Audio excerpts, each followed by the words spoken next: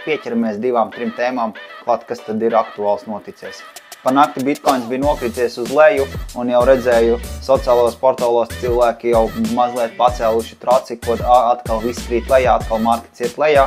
Bet, manuprāt, uztraukumam nav pamata. Jā, tirgus var paslīdēt uz leju un arī varbūt turpinās slīdēt uz leju vēl pamazām. Bet kamēr visi ceļ lielu daļu ceļ paniku, tikmēr šis tas kungs, kas jums bildē ir BlackRock CEO, po pagājušo nedēļu vien ir nopircis nepilns 2000 bitcoins, līdz ar to lielie vaļi pērk. Un BlackRock rīcībā šobrīd ir vairāk nekā 21 miljārds ASV dolāru bitcoinā.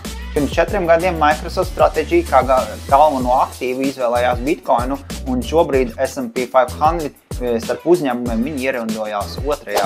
vietā.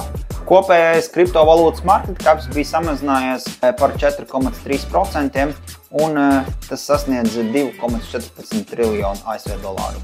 Tu jau zini, kas ir darāms. Nolaiko video, padalies ar draugiem un dodies uz profilu aprakstu, pievienojies manai Telegram grupai un tiekamies jau tur, tāpēc, ka tur daudz kā noderīga tieši tas, ja tu esi gatavs sākt investēt kriptovalūtā vai arī meklē vienkārši dombiedrus.